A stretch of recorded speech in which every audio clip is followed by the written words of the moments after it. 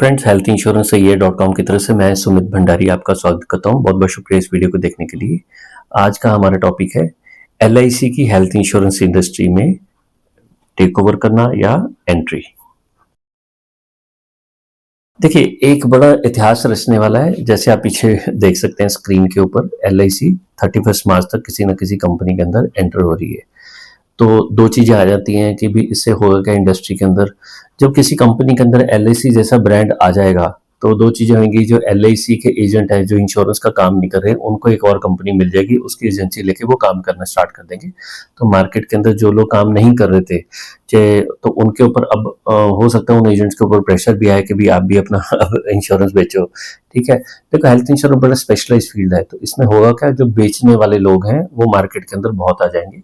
और एक चीज है, ये जग जाहिर है, इसके अंदर तो कुछ है नहीं है कि भी इंश्योरेंस के अंदर पैसे जो कमीशन वापस करने वाली प्रैक्टिस है ही है। तो हम लोग उम्मीद तो नहीं करते, बट काफी इस चीज का डर है कि भी अब अनप्रोफेशनल एथिक्स इसके अंदर एंटर कर जाएंगे।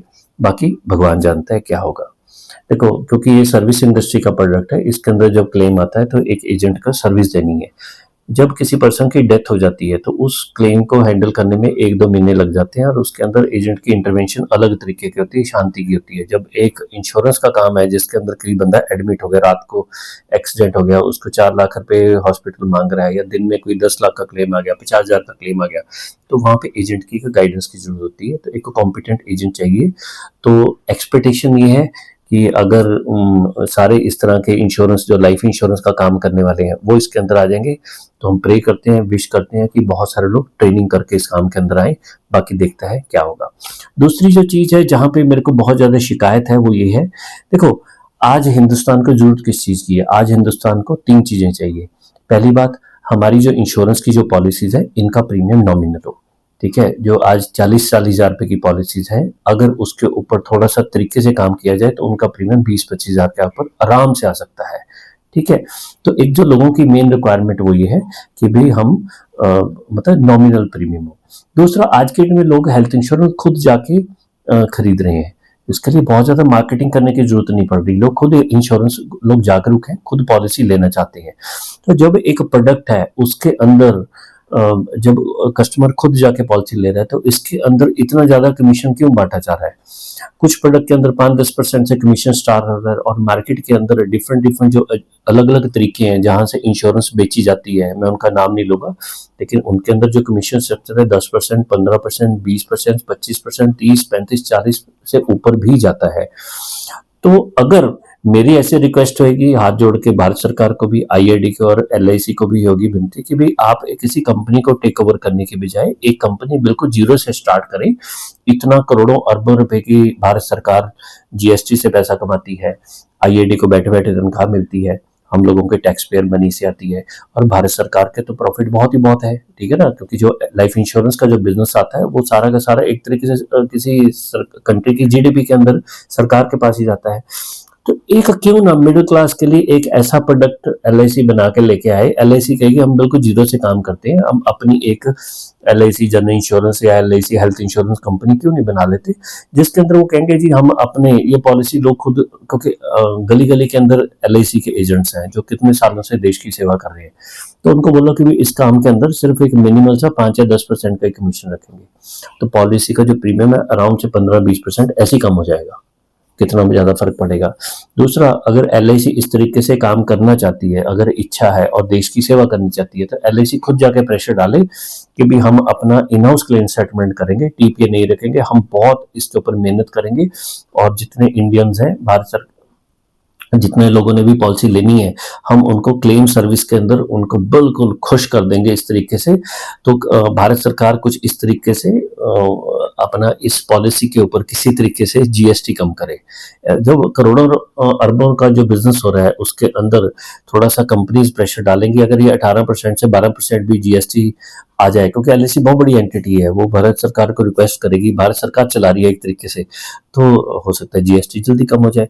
तीसरा, एलआईसी एक इनिशिएटिव ले सकती है, वो भारत सरकार को बोले कि जी हम इतने सालों से इंश्योरेंस के अंदर काम कर रहे हैं, हम खुद पहले भी हेल्थ इंश्योरेंस पॉलिसी बेचते थे, अभी बेच रहे हैं, हम इस काम को बिल्कुल जीरो से स्टार्ट करना चाहते हैं कि भी अब वो भारत सरकार को बोले कि हम चाहते हैं कि जो मार्केट के अंदर 40,000 की पॉलिसी है उसको 20,000 रुपए का हम मार्केट के अंदर लॉन्च करना चाहते हैं, तो उसके लिए साल 2 साल का टाइम ले, एलआईसी इनिशिएटिव ले अगर काम करना है और अगर जिंदगी भर बहुत अच्छे तरीके से काम करना है। एलआईसी मार्केट के अंदर रिसर्च करे लोगों की जरूरत क्या है, एलआईसी इसके अंदर भारत सरकार को बोले कि एक जितने भी इंडिया के अंदर हॉस्पिटल्स हैं उनका एक रेगुलेटर बने, फार्मा कंपनीज के साथ बैठा जाए और एक तरीके से ऐसा पोर्टल बनाए या एक तरीके का कोई कमीशन हो या एक तरीके से कुछ इस तरीके का कुछ लोगों की कमेटी बन के इस तरीके का काम हो ताकि जो हॉस्पिटल के अंदर जो खर्चे हैं, हॉस्पिटल की जो तनख्वाहें हैं वो बढ़ाने का एक स्टैंडर्डाइजेशन हो सके, हॉस्पिटल के प्रॉफिट है वो स्टैंडर्डाइज हो, ठीक है, और जो हॉस्पिटल के जो बिल बन रहे हैं उनकी एक मॉनिटरिंग हो।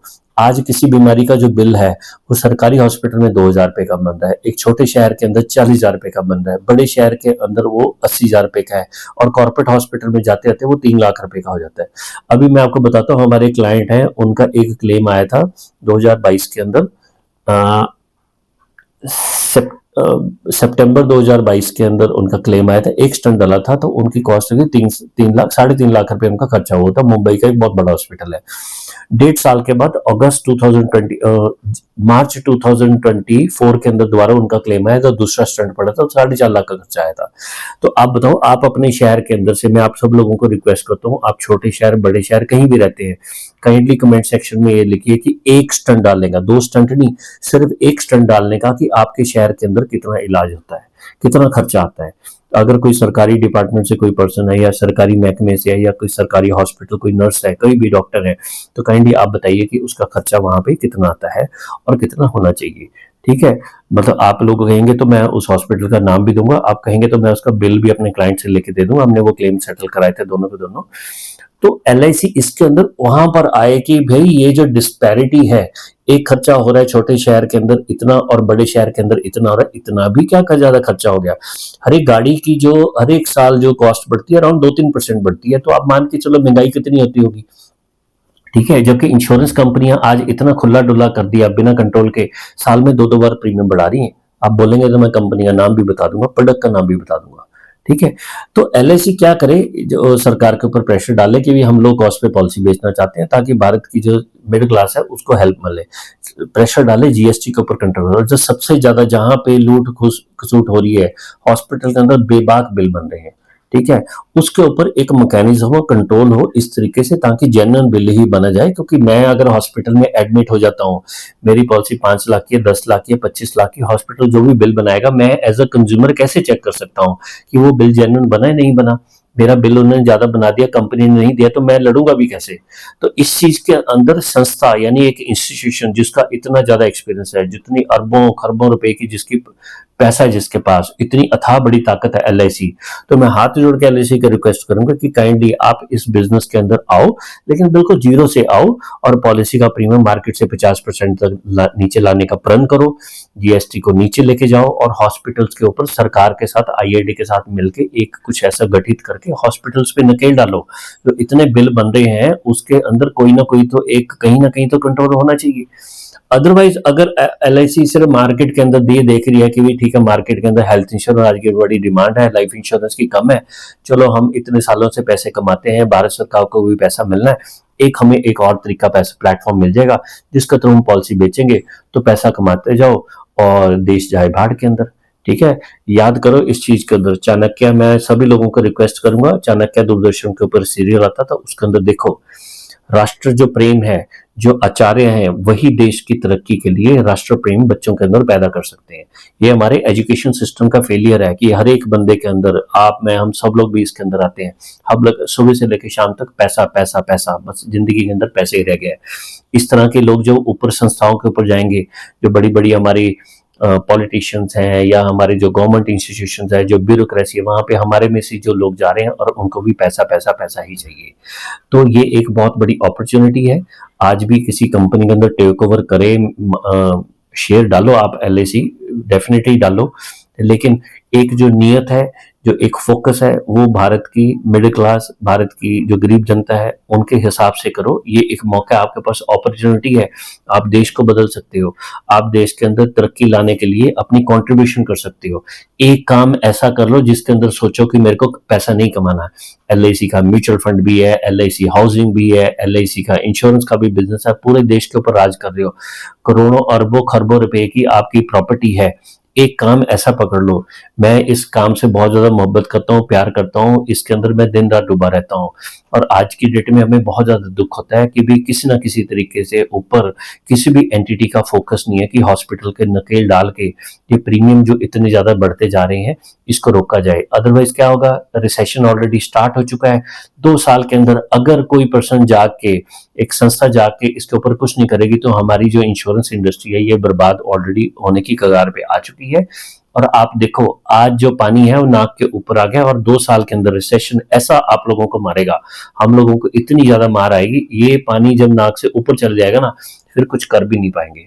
ठीक है, तो रिक्वेस्ट है सभी लोग प्रे करें, अपने अपने तरीके से किसी ना किसी प्लेटफॉर्म पे बात करें। बाकी जो मैंने ये सजेशन दी है, अगर कोई पर्सन LIC तक पहुंचा सकता है तो कोशिश करिए। बाकी सभी लोग कमेंट के अंदर फीडबैक दीजिए कि जो मेरा विचार है, जो मेरी सोच है, क्या ये सही रास्ते के ऊपर है या मैं ऐसे फालतू में अपने मन की भड़ास निकाल रहा हूँ। चलिए, हर रोज शाम को हम लोग 9 बजे अपना एक लाइव सेशन करते हैं। हर रोज नहीं होता, TTSS यानी ट्यूसडे, थर्सडे और सैटरडे संडे, यानी मंगलवार, वीरवार, बृहस्पतिवार और शनिवार और इतवार को, रविवार को हम लोग रात को 9 बजे लाइव होंगे। आप सभी लोग आइए, हम लोग किसी भी टॉपिक के ऊपर डिस्कशन करते हैं। आपके कोई भी प्रश्न हो, जितना पॉसिबल होगा आपके क्वेश्चन का या कोई डाउट का आंसर करने की हम कोशिश करेंगे। हमारे कई दोस्त हैं वो ज़्यादा हेल्थ इंश्योरेंस में नॉलेज देना चाहते हैं तो आप हमारी वेबसाइट विजिट कर सकते हैं healthinsurancesahiye.com। चलिए, इस वीडियो को देखने के लिए आपने समय निकाला। अगर लगता है कि ये this thing is making some sort of sense, इसमें किसी भी तरीके की कोई थोड़ी सी संजीदगी है, तो काइंडली अपने 2 या 3 दोस्तों के साथ इस वीडियो को शेयर करिए, वीडियो को लाइक करिए। जो पहली बार चैनल देखने के लिए आ रहे हैं, मेरी रिक्वेस्ट है तो काइंडली आप चैनल को सब्सक्राइब करके बेल आइकन क्लिक करेंगे तो हमारा जो भी लाइव आएगा सेशन या नए वीडियो आएंगे आपके पास सबसे पहले पहुंचेंगे। चलिए, इस वीडियो को अंत तक देखने के लिए बहुत बहुत शुक्रिया। जय जय श्री राधे श्याम।